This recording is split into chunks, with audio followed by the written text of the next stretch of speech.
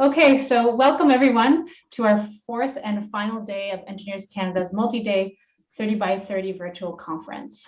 I would like to begin by acknowledging that I am a visitor on the traditional and unceded territory of the Algonquin and Anishinaabe peoples. I know that we all are coming from different locations spread across the country today, and it is important that we recognize the First Peoples of all these lands. I invite you to enter your own land acknowledgement into the chat today at some point. If you can do that, that'd be great, so that we can collectively recognize the traditional territories of all the Inuit, Métis, and First Nations peoples that have lived here for millennia. I also give thanks to the elders and traditional knowledge keepers who guide their own communities as well as non-Indigenous peoples on connecting with the lands we're on today. A few pieces of housekeeping before we begin. Today's panelists will be speaking in English. However, there is simultaneous interpretation available in French, and the instructions for how to access the interpretation are currently shown on your screen. Closed captioning in English is also available today and can be accessed using the live transcript or CC button on your Zoom menu at the bottom of your screen. If you have any technical problems, message Andrew Hunt in the chat. He is our technician, has been doing a great job with us. If he can make, and he can answer any of your technical problems that you have. If you have any questions for the speakers and panelists today, we invite you to enter them into the chat, and we'll be keeping track of all the questions and bring them all together for the end of the session for the Q&A portion. During the panel discussion, we ask that everyone keep their microphones and their cameras off. We are recording the session today, and so we're really excited to post it if anybody misses it, along with all 4 of our sessions from this month on our conference website. Of course, we're all here to learn, and we expect everyone to maintain an open mind and be respectful of your comments and behaviors to the speakers and other attendees. Please be mindful of how your words might impact others. We will not accept any toxic, discriminatory, or demeaning comments, and we'll be monitoring the chats throughout the session. Now I'd like to pass the mic on to our Chief Executive Officer, Gerard McDonald, to start us off today. Thanks very much, Cassandra. I'd like to welcome you all today to the 4th and final day of this year's 30 by 30 virtual conference. We've had open and honest conversations this month about our collective efforts to make engineering more equitable, diverse, and inclusive, the successes that we've encountered and the challenges that still need to be overcome. And this month in particular is a fitting time to bring attention to these important topics. June is Indigenous History Month, as well as Pride Month. And today is International Women in Engineering Day.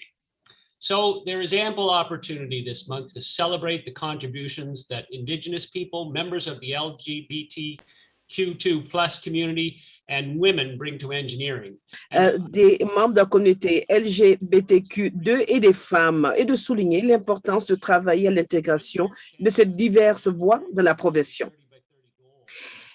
Ingénieurs Canada et l'initiative 30 par 30 a pour but d'amener ces voix sous-représentées au sein de la profession.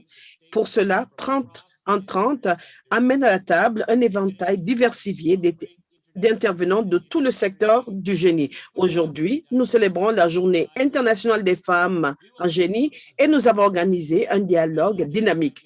Nous attendrons un groupe de jeunes leaders diversifiés, identifiés comme étant des femmes qui nous feront part de leur vision de l'avenir du génie, ainsi que des dirigeants qui nous parleront de la façon dont ils réagissent et plaident en faveur d'un changement de culture et des types de tactiques qui fonctionnent actuellement sur le lieu de travail.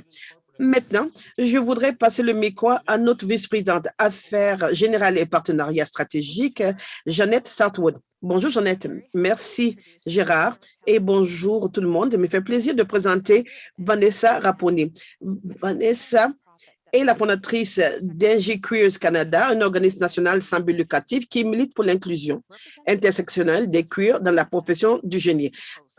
Et Vanessa a voyagé d'un bout à l'autre du pays pour participer à des groupes de discussion en tant qu'experte en équité et inclusion. Elle a mené aussi cette énergie en ligne en lançant un blog vidéo sur la vie, des histoires et les conseils du point de vue d'une femme queer de couleur. Vous pouvez trouver ce vlog sur Vanessa Raquel Raponi. Vanessa travaille aussi comme ingénieur stagiaire en développement de produits chez Spin Master, une entreprise internationale de jouets fondée au Canada qui crée des marques telles que Pop Control et Hatchimal.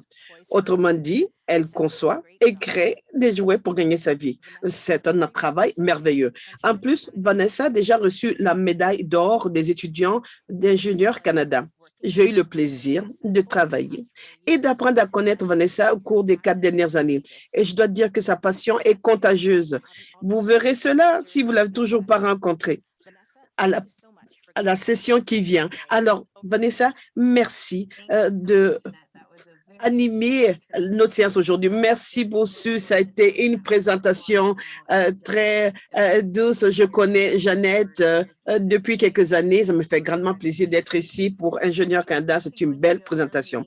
Je crois que ça va être une discussion unique parce que on ne va pas avoir simplement un groupe de perspectives, mais plutôt 2, et faire une intersection. Donc, je crois que ça va être stimulant. Ce serait un peu plus long, mais cela nous permettra d'avoir une discussion plus approfondie. Sans trop tarder, permettez-moi de vous présenter nos 3 dirigeantes formidables. Je vais leur donner l'opportunité de faire leur propre présentation de manière exécutive, mais d'abord, nous avons Naomi Abomon.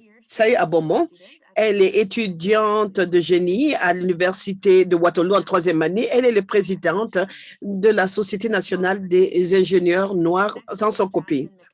Ensuite, on a Jasmine McDermott qui nous vient de l'Université de Calgary. Elle est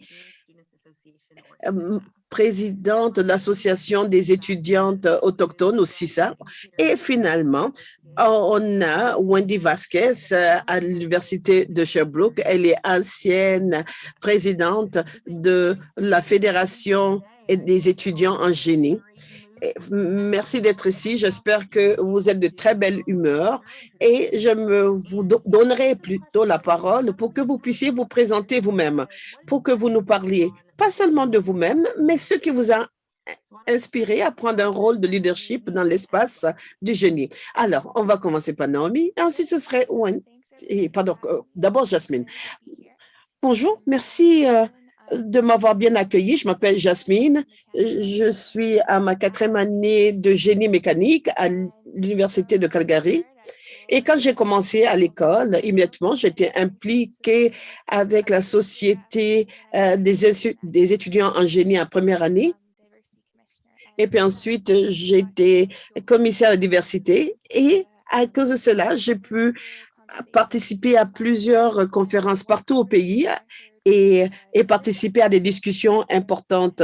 Et une chose intéressante que j'ai entendue, c'était lors d'un panel de diversité où quelqu'un a posé une question sur les étudiants en génie qui étaient autochtones. Et moi, je suis là dans la salle et puis je dis, ah, mais c'est moi, je suis autochtone.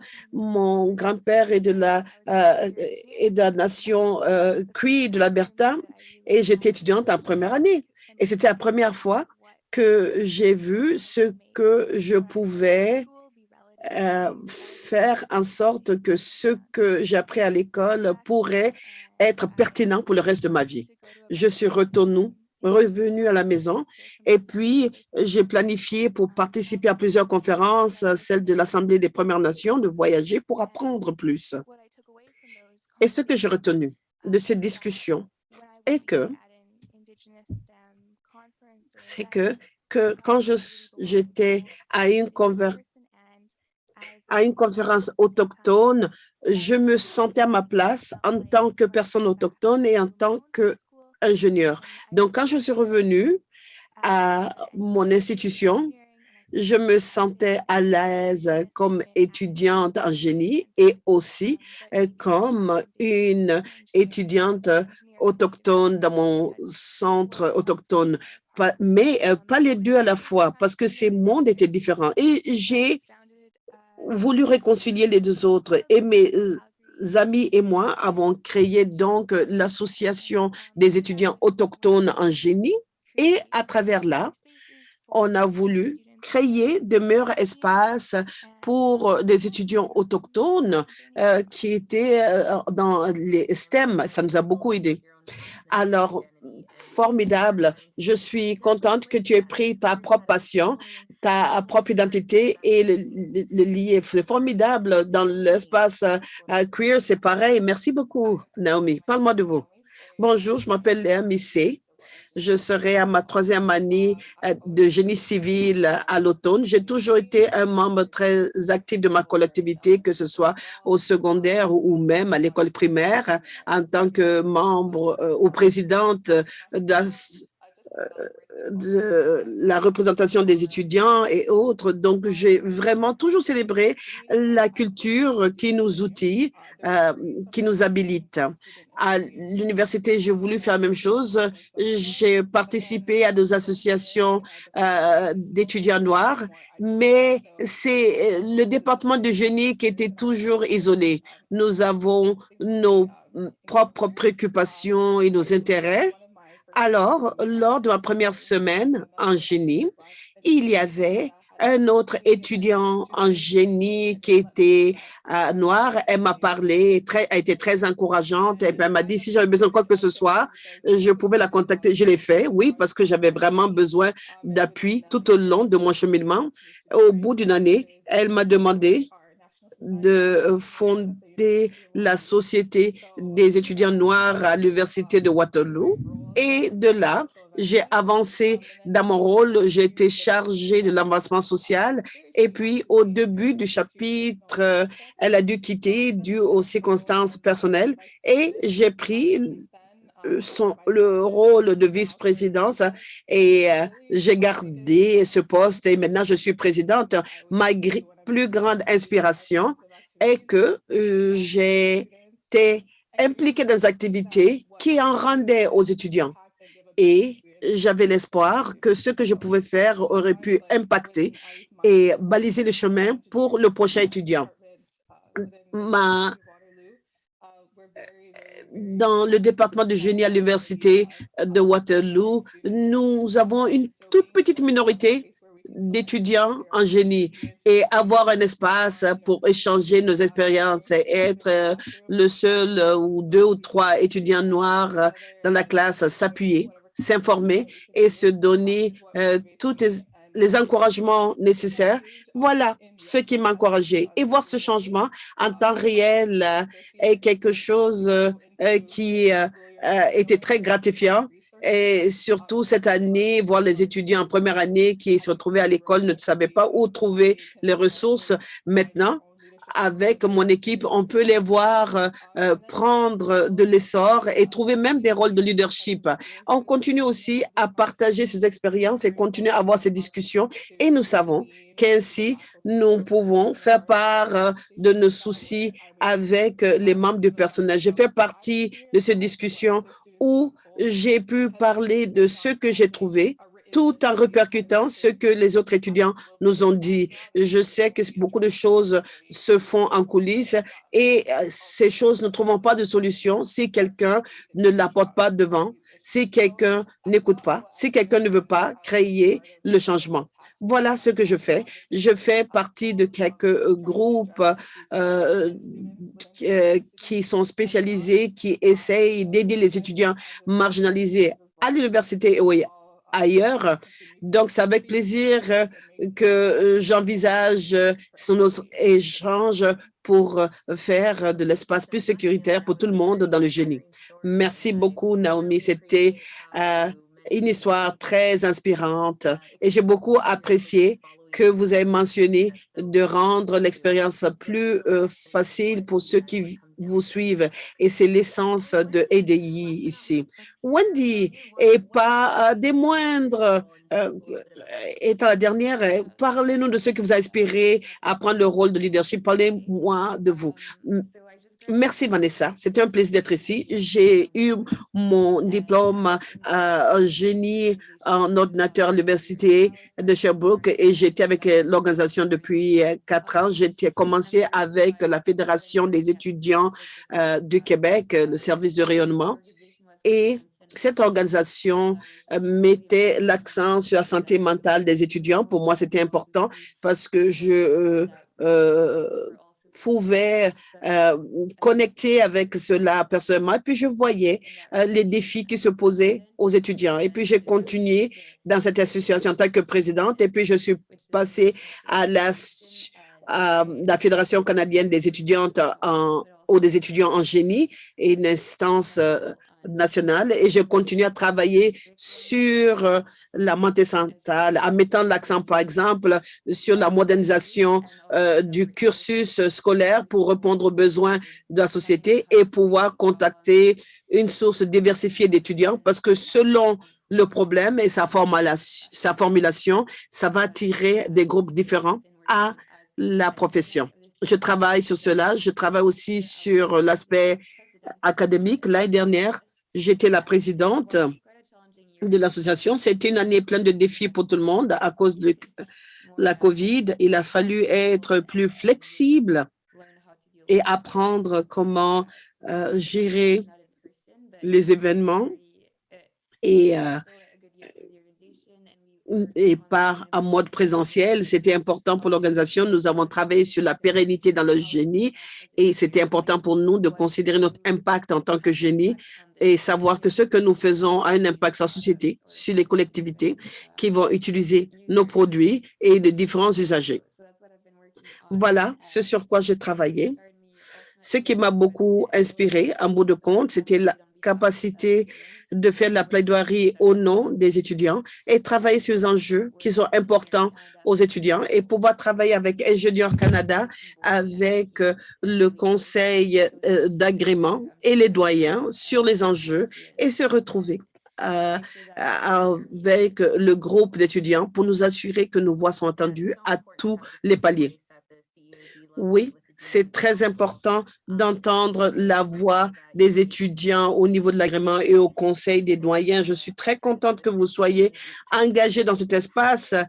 C'est vraiment des gens très forts que Ingénieurs Canada a trouvé pour ce panel. Vos réflexions sont très intéressantes. Merci pour cette présentation. Maintenant, passons par l'essence réelle qui nous amène ici.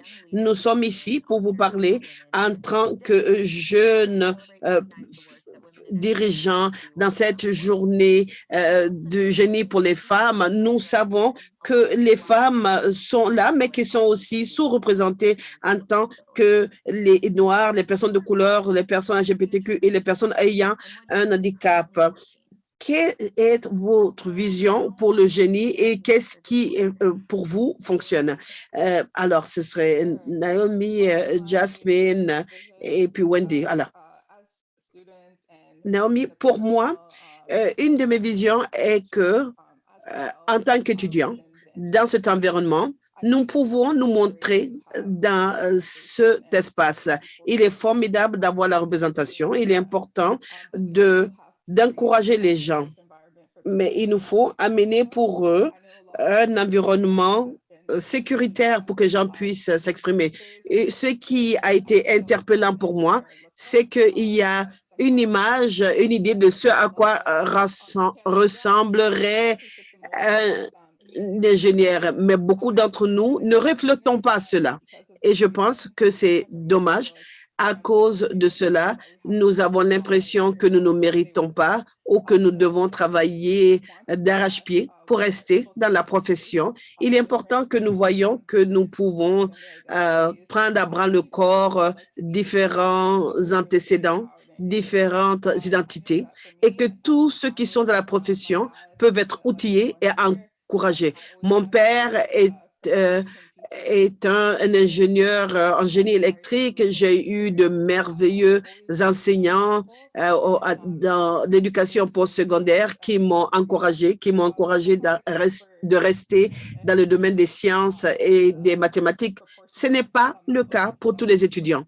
Il y a un nombre disproportionné d'étudiants noirs qui n'ont pas de personnes qui les encouragent directement pour qu'ils restent dans l'environnement STEM. Et pareil pour les femmes, il y a beaucoup de statistiques, comment est-ce que les femmes en deuxième année du secondaire, c'est là que vous pouvez voir si la fille va rester dans les sciences et les mathématiques. Si elle ne peut pas le faire, elles n'iront certainement pas dans le génie ou dans ce genre de discipline. Je crois que c'est quelque chose que je voudrais voir changer, qui est beaucoup plus d'investissement. Je sais qu'il y a beaucoup d'universités qui font des programmes de rayonnement, mais le diversifier et continuer à y mettre le financement, l'appui, même les groupes dans lesquels nous militons, nous devons investir dans ces 10 groupes et les encourager pour qu'on ait l'impression que les femmes puissent être dans cet environnement, mais s'épanouir et réaliser leurs rêves. Et je sais que sur un monde plus positif, au niveau il y a du travail qui est fait.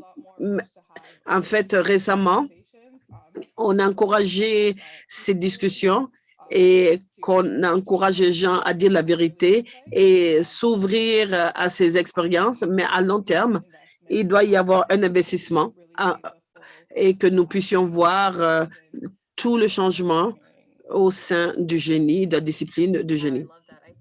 J'adore ça. Je crois que l'essence de dire qu'il y a une fois que nous ne parlions que de diversité dans le génie et puis ensuite on a parlé de l'inclusion parce que quand vous avez la diversité, il faut s'assurer qu'ils soient acceptés et qu'ils soient les bienvenus dans ces environnements. Je suis tout à fait d'accord avec ce que tu as dit. Wendy, et à part toi, quelles sont tes réflexions? Pour ce qui est du futur du génie, je l'ai dit à ma présentation, il faut une approche plus holistique au problème pour que les gens comprennent quels sont nos impacts dans le génie. Nous ne travaillons pas seulement sur l'aspect technique, mais ce que nous faisons a un impact sociétal et environnemental. Cela va attirer plus de personnes. Voilà ce que les études ont montré. Si nous pouvons représenter le problème et dire, nous, en tant que génie, nous travaillons sur des problèmes très complexes de société, ça va encourager plus de personnes. Je crois qu'il est important de reformuler les concepts. Nous le faisons que quand nous sommes sur le marché, que quand nous sommes des ingénieurs professionnels. Mais tout au long du cursus, on devrait le faire pour que les étudiants se sentent encouragés, qui sont stimulés par ce qu'ils apprennent. Ils disent, ah ben là, si je fais partie de cette profession, je vais pouvoir jouer un rôle plus complexe, savoir quel notre impact en tant qu'ingénieur va faire différence. Comme Tekna m'a dit, vous avez cette idée de ce auquel peut paraître un ingénieur. Un ingénieur ne ressemble pas à moi. C'est quelqu'un qui est derrière un ordinateur et qui porte un chandail. Mais non, mais il est important de dire, les ingénieurs travaillent sur une technologie qui aide le domaine de la médecine, qui aide à sauver des vies. Si on peut mettre cela en lumière, ce serait plus intéressant pour des groupes de personnes diversifiées. Autre chose que Naomi a dit, le fait que pour continuer à promouvoir la promotion dans les écoles élémentaires, dans les secondaires et montrer que ce que nous faisons dans le génie a plusieurs cheminements. Il n'y a pas qu'un seul cheminement et montrer quels sont ces cheminements et avoir des rôles, des modèles. C'est important. Les études ont montré que les femmes sont dans le génie parce qu'ils ont eu un rôle. Pour moi, c'était mon père. Et pour moi, c'était réaliste d'être un ingénieur. Je ne savais pas trop ce que je voulais. Je savais que j'aimais la science. Et puis, je dis, ben oui, voilà, ça se comprend. Mon père est un ingénieur aussi. Ce n'est pas tout le monde qui a la même chance que moi j'ai eue. Donc, il est important d'avoir des rôles pour les femmes et aussi pour des groupes sous-représentés pour qu'ils se voient dans la profession. Pour dire, si cette personne peut le faire, je peux le faire aussi. 100%. J'aime ce concept de reformulation. Vous prenez un exemple classique d'un ingénieur civique qui fait un pont. Alors, où est-ce qu'on va mettre ce pont? Quelle communauté sera impactée par le pont? Donc, pouvoir reformuler le même problème, la même solution, et c'est tellement important. Merci, Wendy. Et Jasmine, Et vous, quelles sont vos réflexions? Pour moi, ce qui me donne beaucoup d'espoir pour le futur de Genie, c'est parce que nous parlions de ces enjeux, que nous avons ces discussions. Cela me rend tellement heureuse et cela me parle de ces moments stimulants pour être dans le Génie, pour même être une minoritaire dans le Génie. Pour moi, en tant que personne autochtone, voir que les gens continuent à poser des questions sur l'histoire du Canada, ils sont intéressés à apprendre plus et ils pensent à leurs collègues dans ce sentiment et comment est-ce que leur travail impacte les Premières Nations au Canada. Et c'est très encourageant pour moi. Et je crois qu'on doit continuer dans cette veine, poser des questions, continuer ces discussions.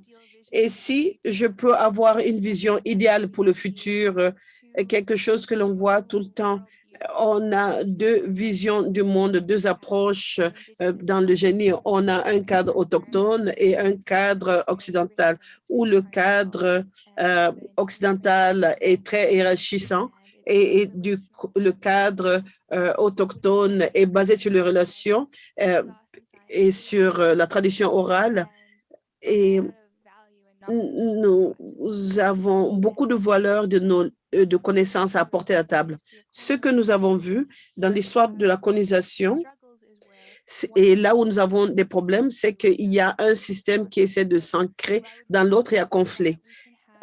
Ce que j'espérais, c'est qu'on ait des approches autochtones au Génie et l'approche occidentale au Génie, les deux respectés dans leur plein droit et qui puissent exister dans ces systèmes parallèles merveilleux qui ne s'agencent pas nécessairement, mais se complètent. Ah, j'aime ça. Je crois qu'il y a constamment de plus en plus d'intérêt à pouvoir s'engager dans le domaine autochtone du Génie et savoir qu'il y a d'autres manières d'avoir de l'intérêt, de l'engagement. Et c'est tellement important d'intégrer ces différentes façons de réfléchir à la profession. Et je voudrais voir plus de mieux travail qui essaient de l'intégrer de manière plus explicite dans le travail qu'ils font. Merci beaucoup, Jasmine. Dernière question que nous avons pour nos jeunes avant de penser à nos dirigeants aînés, c'est savoir quel genre de changement sera requis. Comment est-ce que vous pensez que la profession doit changer pour devenir plus inclusive? On va commencer par Wendy et puis Jasmine. Définitivement, nous devons créer un espace qui est sécuritaire pour tout le monde et où on est respecté par les collègues. Il y a plusieurs façons de le faire. Il y a différentes manières d'attirer un bassin diversifié de personnes. Quand vous êtes une entreprise, quand vous faites le processus de recrutement, il y a le biais inconscient et vous pouvez le réduire en enlevant le nom, en enlevant les antécédents et comme ça, vous ne pensez qu'à l'expérience et les compétences, vous ne les jugez pas sur autre chose. C'est une manière de le faire, d'enlever les biais. Aussi, quand vous êtes dans votre milieu de travail, il est important d'avoir des lignes directrices claires et des processus. S'il y a des incidents au bureau, au travail, si un collègue a un comportement inapproprié avec cette personne, la personne doit savoir à qui s'adresser. Ainsi, ils savent qu'ils peuvent parler à quelqu'un et qu'il y a des conséquences à des actions qui ne sont pas respectueuses d'autres personnes. Et c'est important de créer cet environnement cible sécuritaire, donner de la formation aux employés et aux gestionnaires parce que, vous savez, le concept EDI est nouveau. Les gens essayent de créer ces espaces inclusifs, ils veulent le faire, mais s'ils ne savent pas comment réagir des incidents, ils pourraient ne pas poser les gestes requis. Donc, il est important d'outiller les gens qui sont de l'équipe. Je crois qu'il est important aussi d'encourager un groupe diversifié de personnes afin qu'ils fassent des demandes vers des promotions parce qu'on sait que les femmes ont tendance, pardon, j'entends la voix de quelqu'un d'autre là. Mais je disais, c'est important d'encourager les femmes à se présenter à différents postes parce que les femmes n'ont pas la même confiance à faire demande à certaines promotions, même s'il y a les mêmes capacités que les hommes. Ce sont des biais internalisés. Alors, si on peut les encourager, donc les aider à postuler pour ce poste, vous allez également faire des efforts pour recruter des personnes diversifiées. Donc, on crée des espaces et on les encourage et puis on veille à ce que lorsqu'on soit dans cet espace, les personnes sont respectées par les collègues. C'est très important et le processus de demande ou de candidature est important parce que s'ils ne sont pas dans la salle, comment peut-on en tenir compte pour ces différents rôles? Alors, c'est un excellent point. Merci, Wendy. Jazz, maintenant, vous la parole. Comment ou qu'est-ce que la profession doit changer pour être plus inclusive? C'est un peu ce que j'ai dit tout à l'heure, continuer à avoir ce dialogue et cette ouverture et savoir qu'en réalité, vous n'aurez pas toujours une personne autochtone dans le groupe, puisqu'on est tellement sous-représenté, mais il faut savoir que le travail qu'on fait a un impact sur les personnes autochtones. Parfois, lorsque je fais un stage, je parle des enjeux autochtones avec mon équipe. Habituellement, l'équipe, c'est waouh, on n'a jamais pensé à cela, nous n'avons jamais entendu parler de cela. C'est vraiment nouveau ou unique. Et je suis toujours un peu surprise parce que pour moi, ce n'est pas le cas. Je pense que je parle des choses très simples, ce qui est très important. Alors, c'est d'avoir nos alliés non autochtones qui fassent leur part et qu'on en parle de ces sujets parce qu'il n'y aura pas toujours une personne autochtone pour soulever ces enjeux, mais aussi il n'appartient pas aux peuples autochtones de toujours être ceux qui vont éduquer au sujet de l'histoire canadienne. C'est un fardeau lourd à porter et la responsabilité dans le cadre de la décolonisation, eh bien, cela n'incombe pas aux peuples autochtones. Bien que c'est génial lorsque les gens veulent bien partager, c'est tout un don. Nous avons aussi besoin de nos alliés non autochtones de soulever ces conversations, qu'il s'agisse de sécurité, de valeurs ou même la reconnaissance des terres ou une conversation informelle avec vos collègues ou vos amis.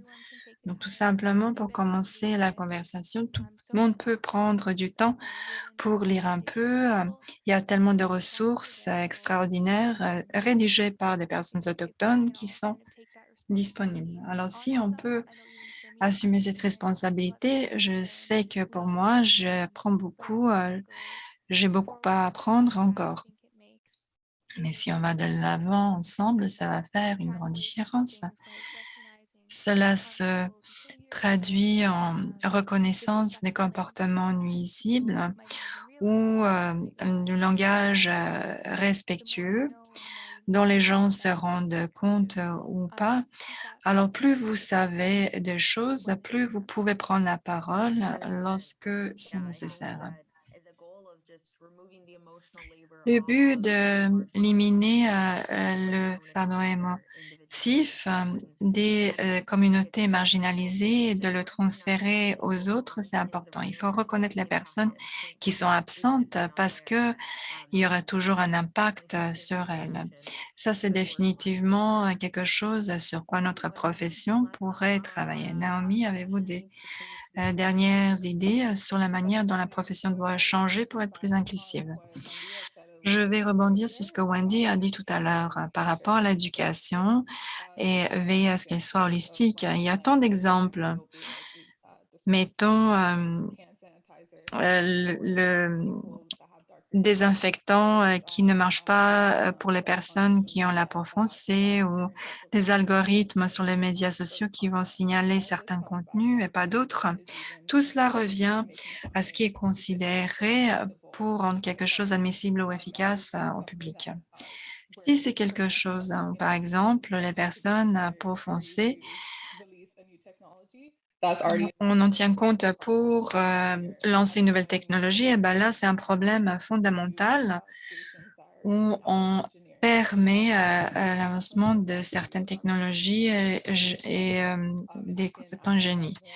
Alors, si on pourrait ajouter plus d'informations lorsque nous sommes à l'université sur l'impact qu'il y aura à l'avenir sur ces différents types de personnes et pour qui on crée ces technologies, pour qui on va les créer. Ça, c'est très important et ça va aider plus tard. New technology that is inclusive to Donc, everybody. d'avoir des nouvelles technologies qui sont inclusives et on revient aussi à la question de représentation. S'il y a plus de professeurs qui sont noirs ou de couleur ou des personnes en leadership, un poste de leadership qui représentent des personnes diversifiées, il y a plus de gens qui vont pouvoir se voir dans ce genre de milieu et ils seront plus susceptibles de rester dans ces milieux. Sinon, ils vont avoir l'impression qu'ils doivent abandonner certaines parties d'eux-mêmes. C'est vrai dans beaucoup de cas et c'est pourquoi on voit même, on a ce but de 30,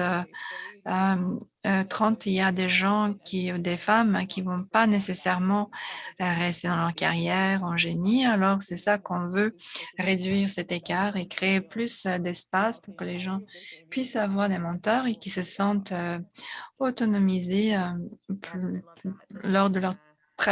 leur trajectoire. Ce sont d'excellents exemples. Comme quelqu'un a mentionné dans les commentaires, le racisme dans le processus de conception, c'est vraiment flagrant, tout ce qui existe. Je pense que vous nous avez donné beaucoup de matière à y réfléchir.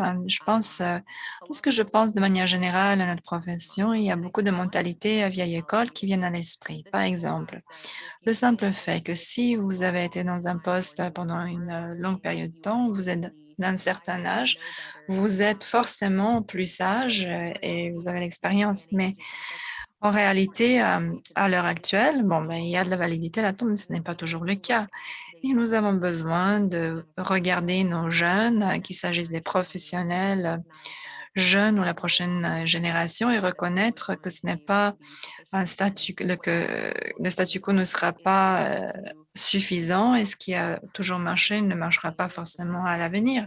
Donc, avec tous les changements de société, dans la société et les enjeux dont on parle, on est ici pour la journée 30, mais en fait, il y a tellement d'impact sur l'héritage racial ou identité ou orientation sexuelle. Donc, il ne suffit pas de dire qu'on se préoccupe des femmes, on doit aller beaucoup plus loin.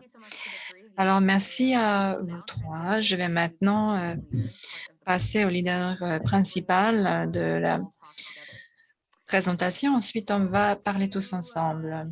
Alors, pour présenter les prochains panélistes, nous avons un groupe incroyable de 3 personnes fantastiques. Tout d'abord, Catherine, qui a été dans la profession depuis un bout de temps. Elle était présidente d'Ingénieurs Canada lorsque l'initiative 30 a commencé, ce qui est incroyable. Les Shane et Joanne, pas Catherine. Ah, pardon. Alors, Pally, bref, vous devrez regarder qui est Catherine parce que c'est une personne fantastique. Alors, Pally d'abord. Pally dirige notre équipe de ressources humaines à Hirschfield et fait partie de l'équipe exécutive. Il n'y a pas beaucoup de genres et des défis structurels qui existent dans la communauté, des changements et aussi de l'EDI. Alors, nous sommes contents d'avoir Pally. Ensuite, on a Shane qui préside notre conseil provincial au Manitoba pour le 30 pour 30. Il est vice-président des opérations et ingénieur en chef. Et enfin, Joanna, qui est la présidente et PDG et fondatrice de WIRE, qui est en fait l'initiative pour les femmes en énergie renouvelable. Donc voilà, on présente tout le monde.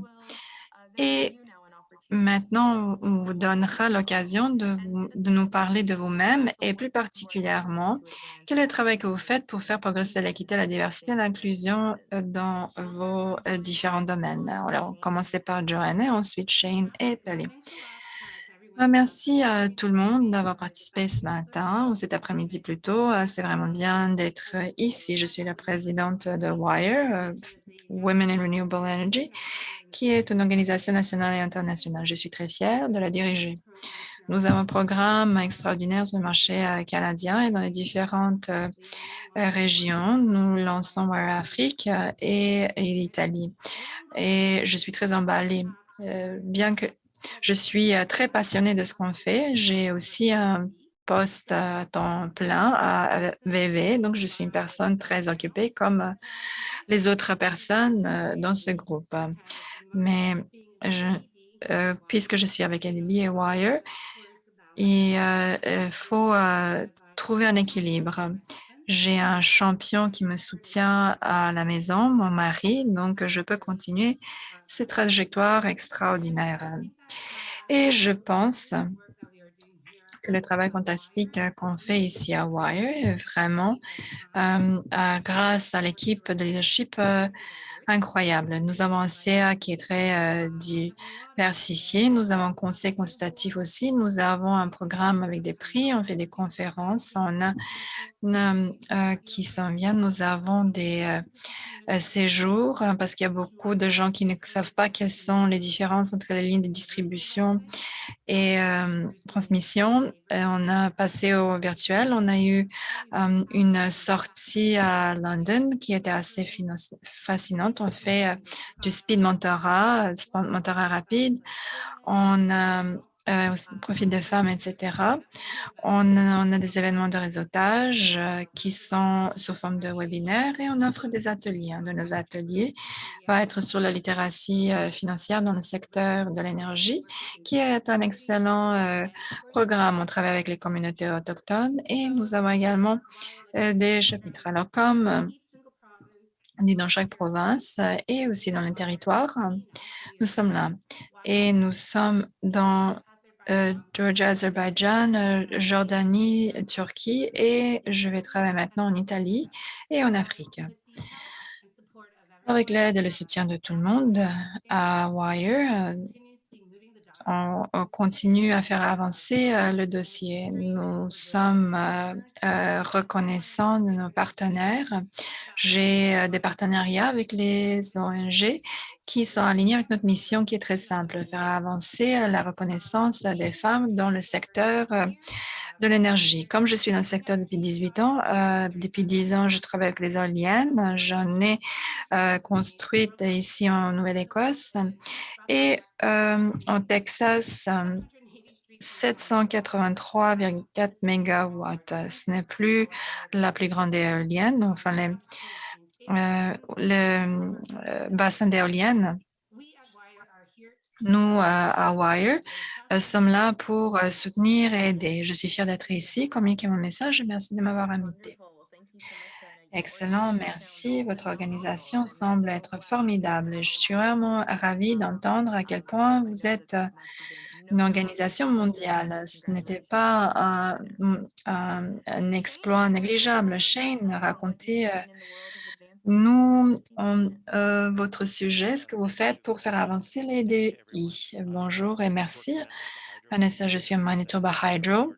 On est le plus grand employeur d'ingénieurs au Manitoba. Je suis à Winnipeg en ce moment. J'aimerais reconnaître que je me trouve sur le territoire international de Ojibwe, Deni et Métis à Anishinaabe et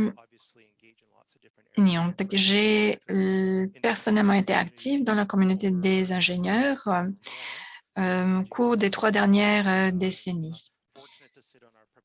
Je suis privilégiée d'être au comité directeur 30 pour 30 qui est mené par les scientifiques de Manitoba. Je suis également dans la commission de l'industrie où on a plusieurs employeurs qui travaillent ensemble sur la cause commune pour voir ce qu'on peut faire différemment.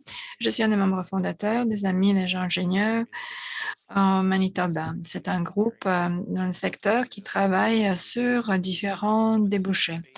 Alors, dans ce milieu et comprenant les défis auxquels nous faisons face et les opportunités qui se présentent, avec Manitoba Hydro, nous avons créé un groupe de travail. Je suis un leader principal.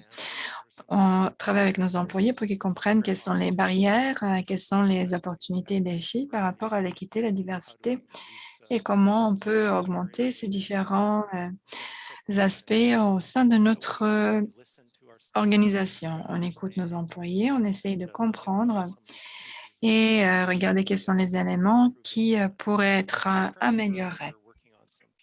En ce moment, on travaille sur les congés parentaux.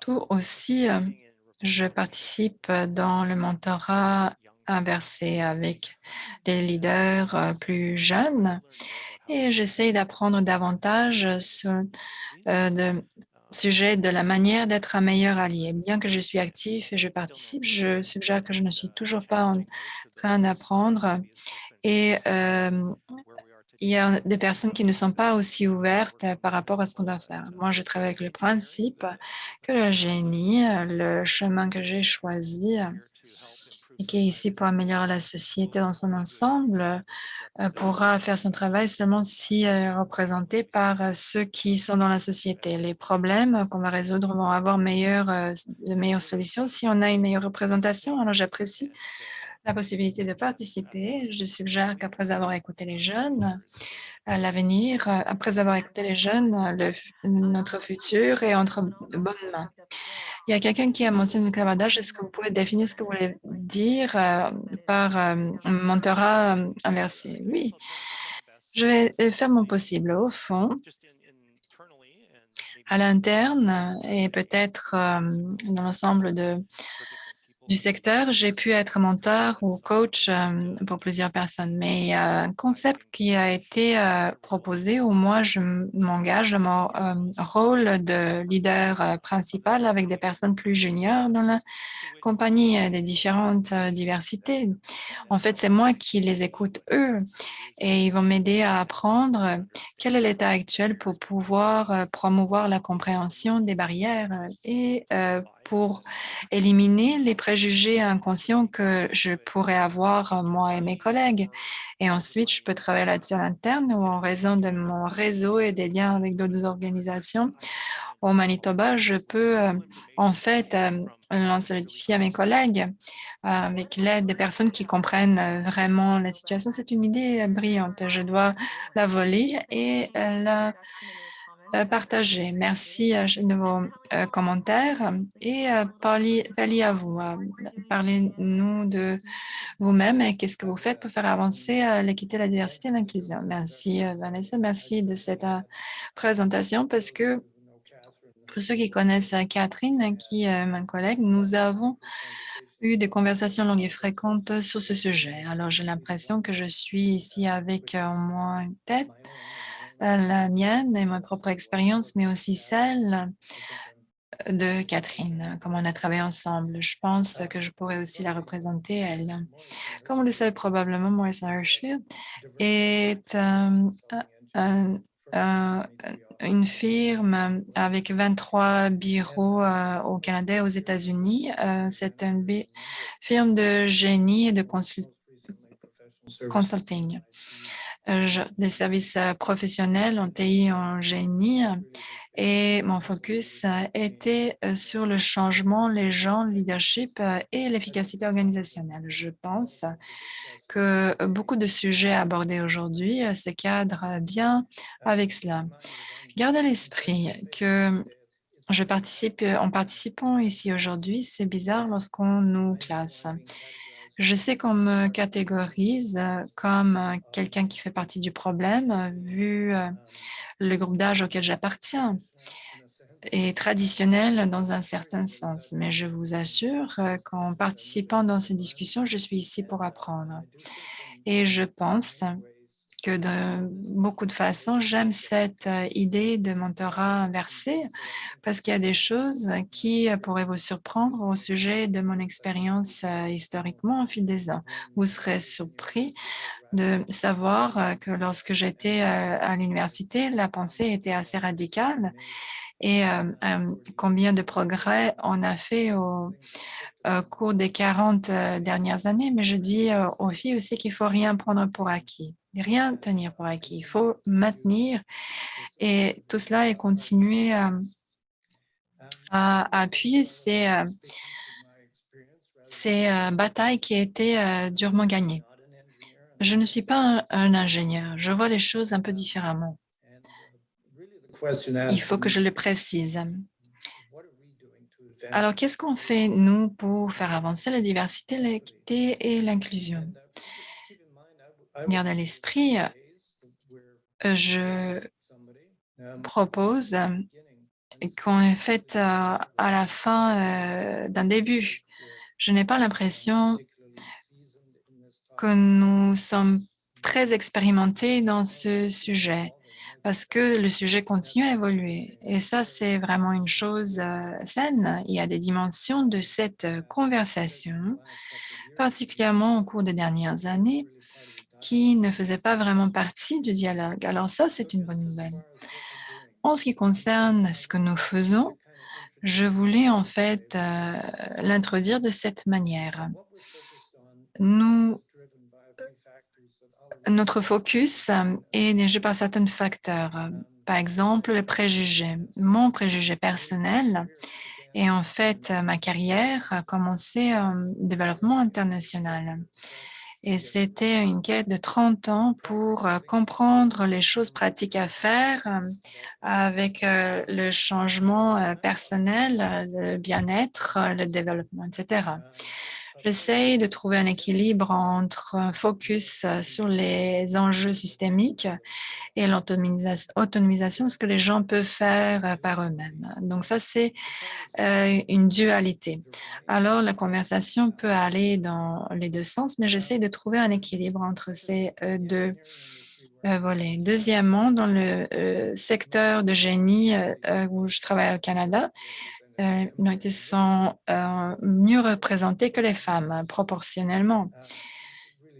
Et ça, c'est fondé sur mon deuxième préjugé, c'est-à-dire que les femmes sont le groupe démographique le plus important, 53% de la population universitaire à l'échelle internationale.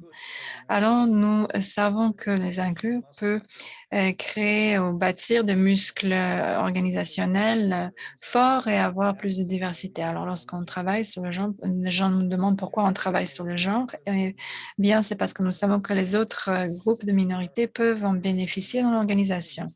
Ce sont des choses transformatrices. Plus récemment, je dirais que le côté positif organisationnel de la diversité a été établi. Ça, c'est bien. Donc, ça vient de la recherche internationale que la diversité accrue mène à des résultats plus positifs du point de vue organisationnel. Mais ça m'aide beaucoup parce que je commencer les conversations non pas d'un point de vue idéologique, mais je peux dire que ça, c'est bien, quelque chose qui est bien pour tout le monde. Alors, ce qui est aussi convaincant, et je pense que nous avons constaté au cours des dernières années, ça a été exacerbé par la pandémie, c'est que, certains de vous représentez cela. Le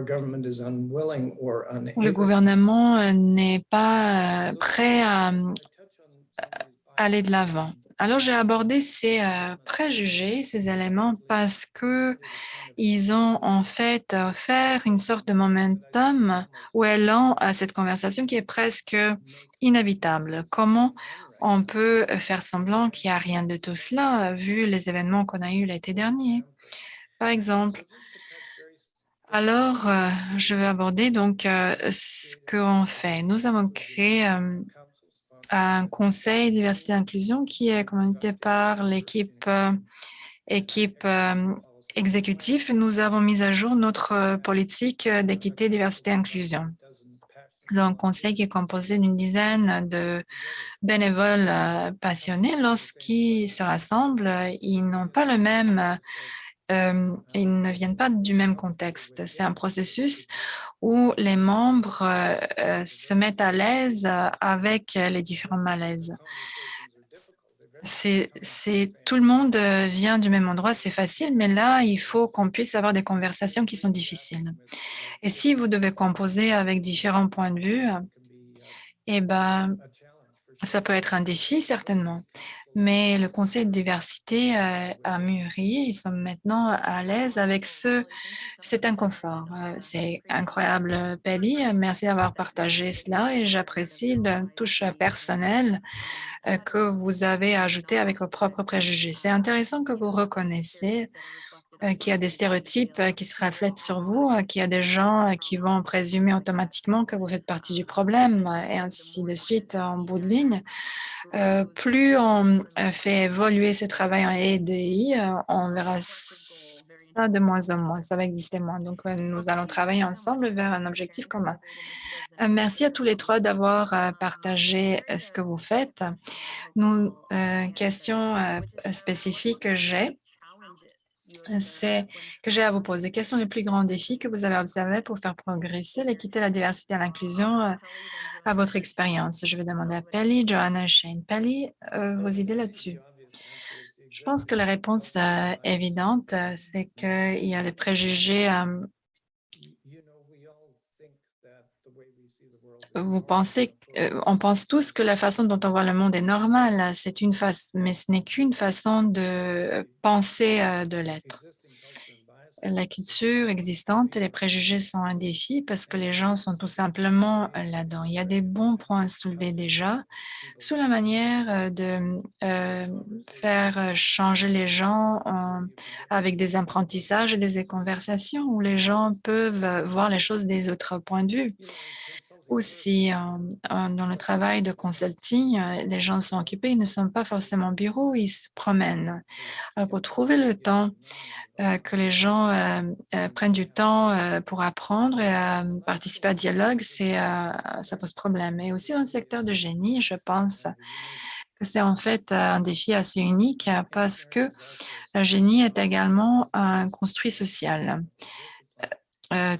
En même temps qu'une discipline technique. Et je sais qu'à l'université, traditionnellement, le focus n'était pas sur l'aspect social. C'est plus axé sur le technique. Il y a des opportunités en fait extraordinaires où on parle de culture organisationnelle, théorie comportementale et autres. Et j'adorerais le point où on doit creuser très tôt dans le système d'éducation, donc même à l'école primaire, pour donner aux femmes et aux étudiants divers la vision qu'ils appartiennent dans ces disciplines en partant. Merci, Pali. Oui, je pense que les préjugés existants, trouver le temps, et ce sont vraiment des barrières énormes en génie. Tout à fait. Johanna, est-ce que vous avez constaté la même chose ou est-ce que vous avez observé des barrières additionnelles? La raison pour laquelle j'ai fondé Wire, c'est parce que j'étais toujours la seule femme, qu'il s'agisse d'un chantier ou à salle de réunion, j'étais toujours la seule femme. Et aussi, j'aime travailler chez nous ici. Nous avons 117 langues parlées à Toronto. Alors, où est la diversité et l'inclusion? Je ne veux offusquer personne, mais cette industrie est dirigée par les hommes blancs. Je me demande pourquoi il n'y a pas de... Mais c'est parce que c'est l'industrie. Et il y a eu j'ai des remarques lorsque j'ai fondé ou j'ai lancé en 2012 ou 2013 Wire. Et bien que le marché canadien est progressif, j'ai reçu des commentaires ou des remarques très offusquantes. Je vais vous donner des exemples. J'étais à des conférences où Wire avait une kiosque. Les gens venaient me voir, me disaient que j'étais en train de faire de la ségrégation dans l'industrie, pas du tout. Est-ce que je dois porter une perruque, une jupe? C'est vraiment inapproprié. Alors, ça m'a préparé à être encore plus déterminée de créer Wire. Et encore, je voulais que ça soit encore plus grand que c'était. C'est pourquoi j'ai commencé à élargir l'organisation à l'échelle nationale et internationale, mais on doit être local, donc mondial et local en même temps. On doit, si on a décidé de lancer dans les différents pays, l'Amérique du Nord a des enjeux différents, différents obstacles, comme Mina ou en Italie. Donc, on travaille de près avec les femmes dans ces pays pour veiller à ce que nous leur offrons une plateforme pour que ces programmes soient efficaces. Je pense qu'il est malheureux que nous avons ces discussions aujourd'hui. Elles sont inconfortables, mais j'espère ou j'aurais aimé que WIRE, les autres organisations de femmes, n'étaient pas nécessaires, mais sont nécessaires. En fait, que Shane et Pelly se joignent à nous. Ça prend beaucoup de champions comme vous-même pour avoir cette discussion transparente et faire partie de la solution. Alors, je vous applaudis et je vous félicite et je vous remercie. Really sincerely appreciate your authenticity. Merci, Joanna. Et j'apprécie vraiment votre authenticité. On parle souvent de la culture des billets. Et voilà ce qui perpétue, je dirais vraiment, la marde que l'on a avec ce comportement inacceptable et ces commentaires qui nous sont souvent lancés. Shane, finalement, selon vous, quelles sont les barrières qui n'aident pas à avancer le DIE? D'accord, merci. Je vais essayer de suivre parce que je crois que Joanne a souligné beaucoup. Je vais faire une généralisation, mais le manque de conscientisation ou le choix de ne pas être conscient est cela. Et puis surtout, de pouvoir garder le statu quo. Et c'est en fait le problème de quelqu'un d'autre. Tant que ces chiffres ne viennent pas à l'université, comment est-ce qu'on peut les embaucher? Mais voilà, vous êtes le centre même, mais il y a la réalité.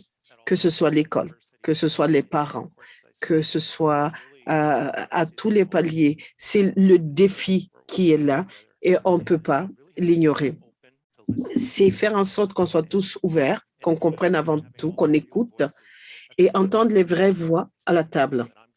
Ce n'est pas un problème que moi je vais résoudre, mais je peux aider avec beaucoup d'autres, n'est-ce pas? Mais il s'agit d'améliorer le pourquoi et puis comment s'appuyer dans le génie pour résoudre les enjeux de la société. Je ne pense pas que ça ce soit un problème typique au génie et que les ingénieurs peuvent résoudre. Nous pouvons trouver de l'aide dans d'autres endroits, dans d'autres groupes et dans d'autres voies, au-delà de la collectivité du génie. Je crois qu'il y a des choses qu'on doit essayer de mieux comprendre. Je peux vous dire que ce que j'ai vu récemment, c'est du beau travail au Manitoba, bien sûr, et dans le reste du pays. C'est un travail qui est fait au niveau de petits groupes, mais avec aussi une coordination centrale et ce qui est fait, par exemple, ici avec Stéphanie Akir, avec l'appui du gouvernement. C'est une approche plus ouverte pour que les voix soient à la table, pour que toutes les pièces se recoupent et je ferai écho de cette opportunité que nous pouvons continuer à renforcer le réseau au Canada pour que nos voix résonnent plus. Parce que moi, je crois que ce soit 30 en 30, ça devait être 50-50 aux diversités partout. Moi, je crois fermement à cela. Merci, Shane.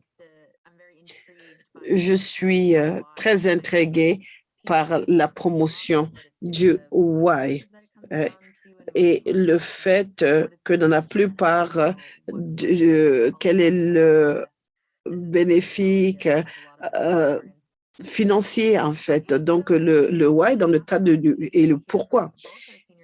Nous avons donc entendu la rétroaction du groupe des dirigeants et le groupe des jeunes. Je vais inviter Wendy, Naomi et Jasmine pour venir sur cette estrade virtuelle pour que nous continuions la discussion ensemble. Ce côté-ci de la discussion va être un peu différente.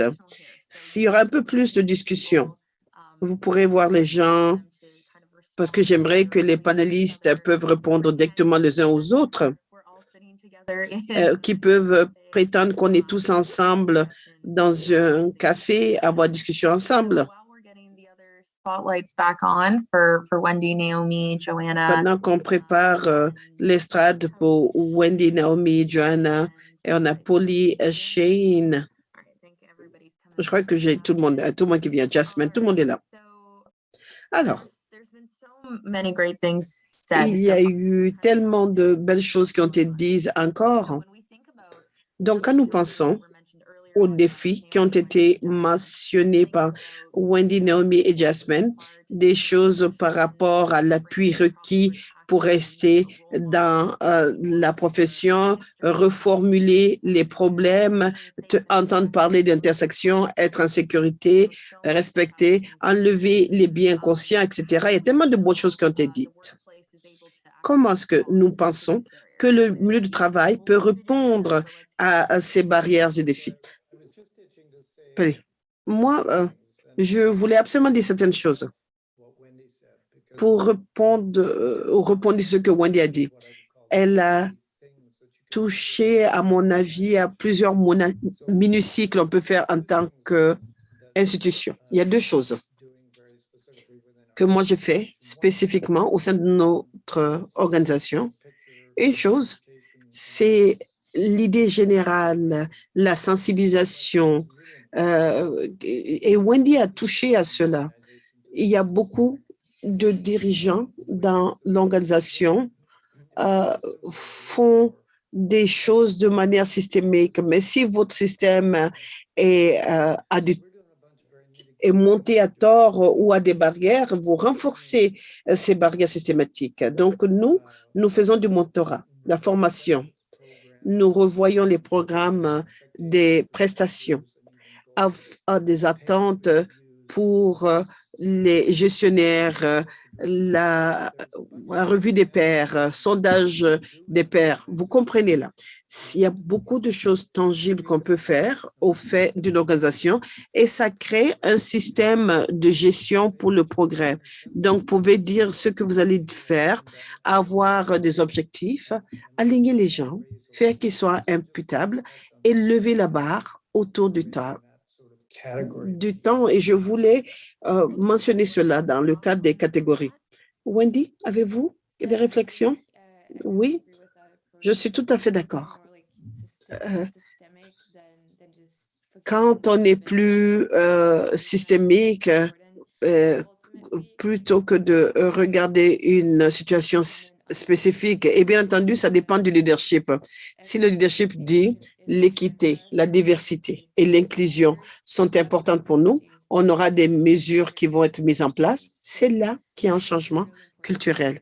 Je crois qu'il est important de penser aussi à comment est-ce que le leadership est un exemple pour les autres employés.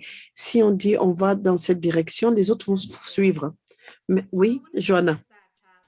Une des choses, en fait, lundi, j'ai aimé du fait que vous avez parlé du fait que les femmes ne vont pas faire des demandes pour des emplois tant qu'elles ne répondent pas à plein de critères. Moi, je dis toujours aux femmes, ne vous mettez pas dans un coin. J'ai fait la demande dans des emplois, des endroits où je je répondais pas à tous les critères. Si vous ne le faites pas, vous n'aurez pas vos positions. En fait, je ne serai pas là où je suis aujourd'hui. Il faut le faire. Nous sommes des grands ambassadeurs pour le travail de leadership au Canada sur la diversité et le genre. Moi, je vous inviterai à voir cet accord. C'est un engagement public qui a été fait par les employés canadiens, les éducateurs, le syndicat pour promouvoir la diversité dans les organisations. Et nous sommes un grand ambassadeur encore une fois. Nous continuons à promouvoir ceci et le travail merveilleux qui a été fait dans le domaine. Je sais que vous avez Wendy, Naomi et Jasmine qui ont parlé de l'intersection dans les discussions. Et Shane aussi l'a dit. Est-ce que vous pensez que votre organisation a appris beaucoup des discussions et qui peut l'intégrer au quotidien? Réponse, certainement oui. Je crois que basé sur notre histoire, en tant que Société de la Couronne, nous voyons la tragédie qui a été faite sur les terres autochtones. C'est une réalité et nous engageons avec la collectivité et les entreprises et il y a du travail qui se doit d'être fait, mais ça met l'accent sur la véracité de cela. Et tel que Joanne, Wendy et Anne l'ont dit, les dirigeants doivent le reconnaître pour le faire avec la participation de personnes telles que celles qui sont ici. Il faut vraiment agir. C'est pas seulement faire démarrer les choses, mais vraiment une action. Mais c'est aussi être assez brave pour être un leader, mettre à défi les autres dans l'industrie par rapport où ils sont. Qu'est-ce qu'ils vont faire? C'est élargir au-delà de la simple reconnaissance. À 100%. Je crois que ça a été dit par rapport à l'évolution de l'espace. C'est pas seulement que nous identifions 10 enjeux et que nous travaillons doucement là-dessus. C'est de nouvelles choses qui sont constamment ici, les discussions qui évoluent. Question pour les jeunes leaders. Moi, j'ai appris des dirigeants supérieurs qu'il est difficile de se tenir à jour. Et si on parle de beaucoup de choses, comment ne pas savoir sur quoi est-ce qu'il ne faut pas trop peser, et comment continuer à vivre la discussion 24h/7. Je vous demande aux jeunes, comment est-ce que les dirigeants supérieurs peuvent continuer à s'engager avec les jeunes? Est-ce que vous pensez à quelque chose? Wendy? Oui, je pense qu'il est important de créer des espaces pour avant tout avoir ce dialogue. Et, une rencontre, disons, trimestrielle avec les jeunes travailleurs, faire en sorte qu'ils vous parlent et qu'ils vous parlent des enjeux maintenant, de ce qui peut être amélioré dans les entreprises, dans les processus. Et si cela n'est pas intégré dans le processus, il n'y aura pas vraiment de prenant. Il faut que les gens puissent vous parler. Et il faut comprendre qu'en tant que dirigeant supérieur, il est intimidant pour les jeunes de vous parler. Mais si vous créez des jeunes, il sera facile d'avoir un dialogue pour pouvoir parler. Oui, comme ces programmes de mentorat à rebours, oui, ça l'est intéressant. Wendy, est-ce qu'il y a quelque chose d'autre? Oui, définitivement. Moi, je dirais qu'investir dans des groupes qui font déjà le travail, c'est important.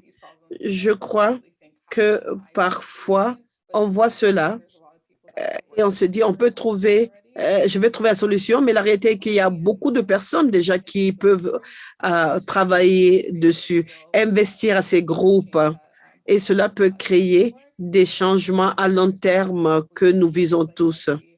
Vous avez des groupes comme NESPI, des groupes NGQueer, et c'est des groupes qui mettent à défi les enjeux et qui parlent de solutions pratiques depuis longtemps et qui non seulement parlent de cela, mais qui ont des plans structurés qui sont sophistiqués, et c'est-à-dire qui prennent l'enjeu avec un niveau élevé de sérieux et cela peut mener à un changement pérenne. Oui, il ne s'agit pas de recréer la roue ici. Il y a un concept intéressant. Jasmine, je pense apparemment à ce que Naomi a dit. Vous n'avez pas besoin d'être un expert sur tout. Moi, je ne peux pas être un expert pour ce qui est d'être noir dans le génie, mais il y a Naomi qui fait un travail formidable. Vous pouvez mettre l'accent à élever ses voix et le faire dans votre groupe, se dire qui est dans votre groupe. Et bien sûr, vos pratiques d'embauche et de rétention vous aideront à avoir des bons récits dans votre équipe. Vous créez un espace sécuritaire pour que les gens parlent de cela, pour que les gens puissent partager. Il ne s'agit pas de prendre un pas formidable, c'était simplement, je lisais cela. Vous savez, vous pouvez prendre du temps pour certaines choses et le mettre dans tout ce que vous faites à petits pas, l'appliquer avec pertinence plutôt qu'une grande initiative qui peut être difficile à aborder. Formidable. Avec tous ces tactiques et ces concepts, il y a quelque chose, moi, qui m'a interpellée, c'est quand on a parlé de ces biais qui existent. Et comment est-ce que vous avez intervenu pour mettre fin à ces tas de faits qui sont là? Réponse Sean, mais oui, nous avons un groupe de jeunes formidables. Nous les amenons ensemble pour qu'ils partagent leurs perspectives et leurs voix. On a commencé une formation sur les biais inconscients, un volet sur la sensibilisation culturelle. Les gens ont la formation pour leur permettre d'avoir des discussions ouvertes sur des enjeux importants. Nous regardons ces enjeux et puis dire que s'il y a certaines choses qui étaient OK de par le passé, on peut les améliorer. Dans mon rôle de dirigeant, je mets à défi mes collègues et ce sont ces discussions qui pourraient pas normalement faire, mais essayer de suggérer et de reconnaître le problème. Ce n'est pas forcément une perspective négative, mais aider les gens à comprendre qu'on a besoin de leur aide. En général, quand les gens comprennent les choses ainsi, les faire bouger vers l'action aide beaucoup. Une fois qu'ils écoutent réellement et qu'ils entendent les voix puissantes telles que nous l'entendons aujourd'hui. Et puis, on voit des progrès positifs et des changements qui se font. Merci à 100%, j'adore ça. Juste en général, le concept d'appeler les gens dans la discussion, les sensibiliser, les interpeller. Je crois que c'était très important ce que Pelé a dit, et c'est comprendre pourquoi est-ce qu'il y a la résistance, c'est que ça revient à l'expérience de tout un chacun. S'il pense que moi, en tant qu'un homme blanc de privilège et je n'ai plus d'espace pour moi, pourquoi est-ce qu'ils vont être engagés pour mettre fin à faire du changement? Cela crée de la frustration qui dit pourquoi est-ce que je vais m'assurer que vous continuez à être confortable dans ce cheminement quand votre confort a été le problème. En fait, c'est cyclique. As-tu quelque chose que vous voulez dire, Pelly? Oui, je pense qu'il y a cet équilibre de dire encore une fois, d'apprentissage que j'entends, élever les voix. J'aime cette phrase. Il s'agit d'apprendre avec un esprit ouvert. Et je crois que le côté gestion est important. Nous renforçons les changements et nos idées. Et voir où est-ce qu'on peut changer.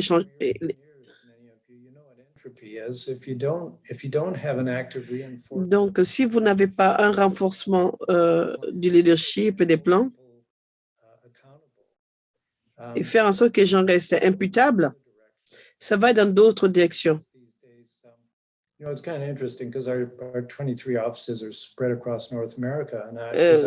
a 23 bureaux de par le pays et j'ai entendu Jasmine me parler de son expérience.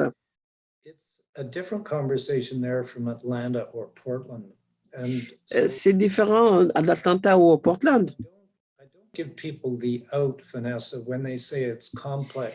Et tu sais, comme que les gens disent c'est complexe, on ne sait pas où c'est. Non, s'il vous plaît, on ne peut pas s'excuser parce que ce sont difficiles, oui, parce que ces enjeux sont représentés différemment. Mais ce que j'ai trouvé, c'est qu'on a assez de diversité autour de nous. Et si vous puisez donner aux gens l'espace pour faire état de l'expérience, si d'autres personnes écoutent, et fait, il y a un apprentissage qui se fait et puis on apprécie, on dit « Ah, je n'avais pas pensé à ce à quoi cela ressemblerait ». Et pour être encouragé, je suis dans un cabinet de génie qui a de longues histoires au Canada. Moi, je ne trouve pas une organisation pleine de dinosaures. Moi, je pense qu'on a une organisation pleine de personnes qui savent, qui se demandent comment est-ce qu'on peut avoir des directives. Ils peuvent être mariés, ils pourraient avoir des enfants, mais nous sommes tous exposés à beaucoup de choses. Les gens se posent la question, qu'est-ce que je peux faire? comment est-ce que je peux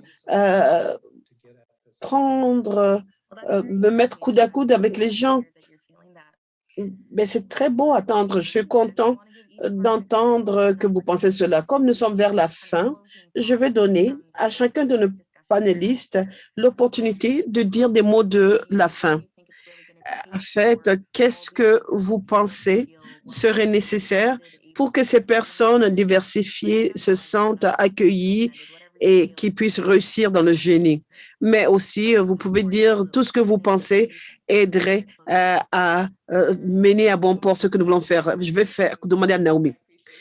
Mais, moi, je voudrais parler de mon appréciation de l'honnêteté de Johanna. Ça fait partie de l'imputabilité. On peut parler de la diversité de l'inclusion, mais personne n'est imputable par rapport aux actions qui ne sont pas acceptables. Moi, je me suis retrouvée dans beaucoup de ces situations dans l'espace dans lequel je suis.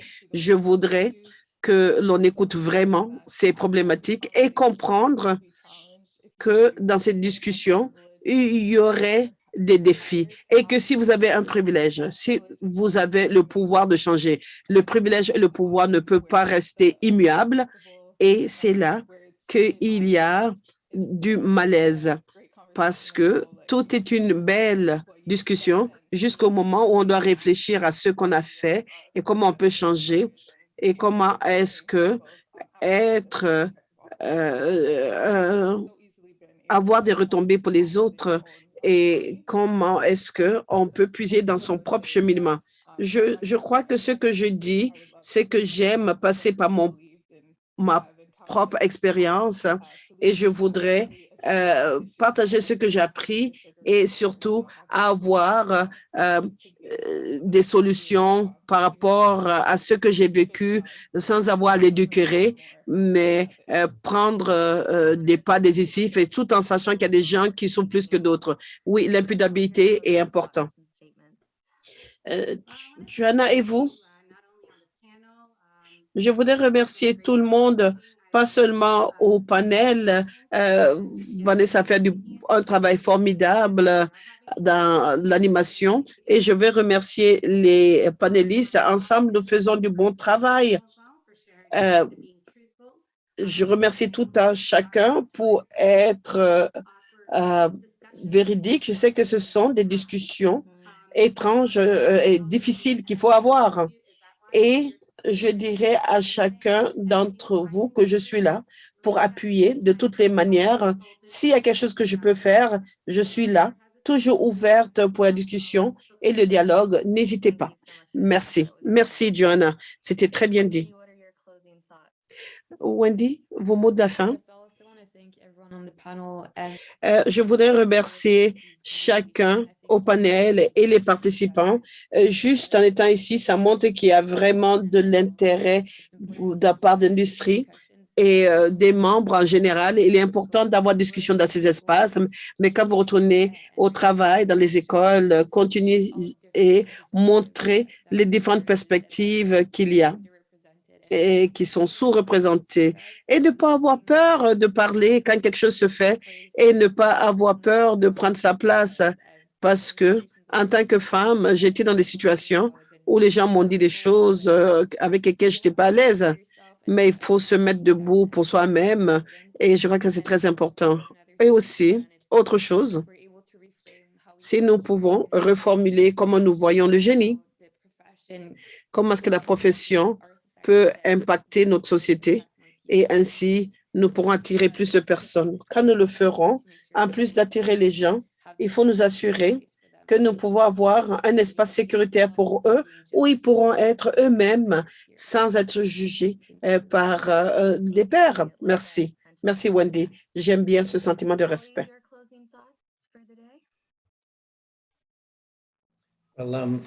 Oui, Pauline. Je voudrais quitter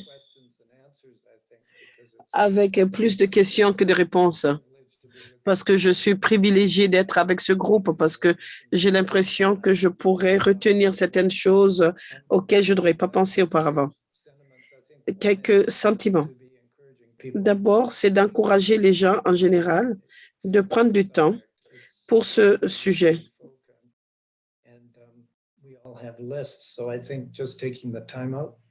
C'est prendre le temps. Je pense que la porte a été ouverte pour beaucoup de choses. La question, c'est qu'est-ce qu'on peut faire avec tout ça? Finalement, je donnerai aux gens les mêmes conseils et qui seraient peut-être utiles pour ce groupe. Mais je vous donnerai les mêmes réflexions que je donnerai à mes propres filles, à ma propre famille, qui est n'osez pas prendre le petit progrès que vous voyez pour acquis. Ce n'est quelque chose qui n'existerait pas si on n'est pas les champions de cette cause, si nous n'y mettons pas de la vie et si nous ne prenons pas une position pour ça. Merci, Fali. On va continuer à nous battre de la belle lutte. Shane, vos mots de fin? Merci.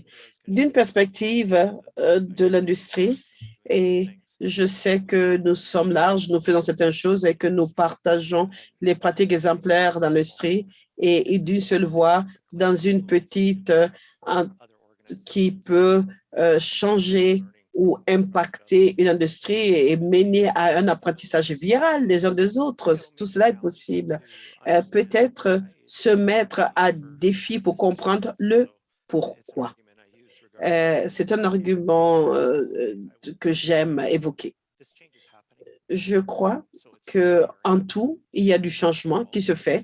C'est inspirant d'entendre de tout le monde parce que j'apprends beaucoup plus que je ne partage. Je vous remercie, tout le monde, même les membres de l'auditoire, et j'encourage tout le monde de faire quelque chose pour continuer à faire partie de cette initiative. Merci, Shane. J'aime ça. Et Jasmine, vous allez avoir le mot de la fin, le mot de la fin de la journée. Ben, merci à tout le monde. J'ai appris beaucoup à écouter tout le monde. Merci de l'auditeur. Et Vanessa, vous êtes une super animatrice. J'adore ce travail. Si je pouvais mettre une idée dans la tête de chaque ingénieur canadien, c'était de dire que ce sont des enjeux du génie. Vous savez, on se dit souvent, ça, c'est des enjeux de ressources humaines, c'est pour quelqu'un d'autre.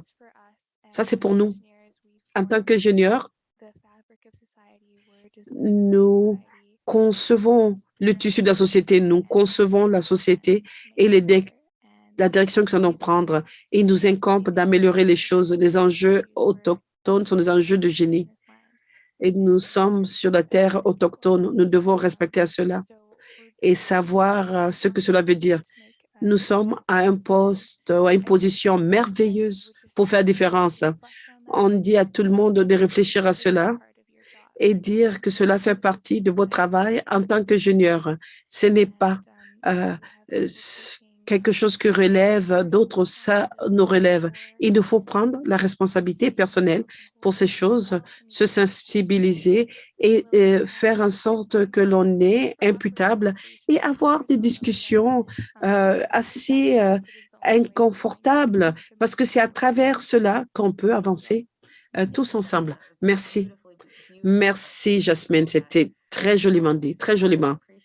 Et à tous les 6, je vous remercie du temps. Vous êtes des dirigeants formidables dans votre espace, dans le travail que vous faites. Nous apprécions sincèrement votre temps. Et je sais que pour moi, je voudrais partir avec ce sentiment de la fin. Moi, je suis au milieu de ces deux groupes. J'ai fini l'université, je suis à 2 semaines d'avoir mon permis.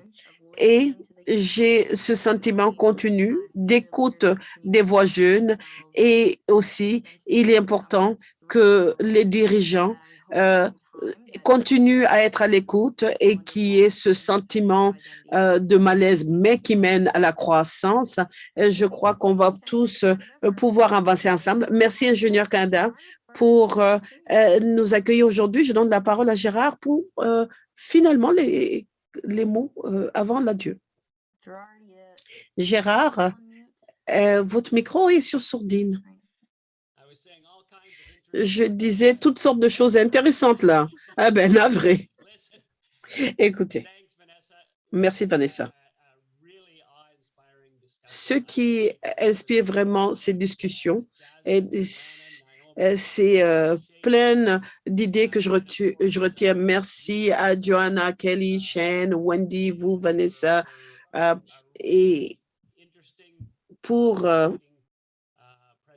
une présentation intéressante avec des idées qui nous mettent à défi.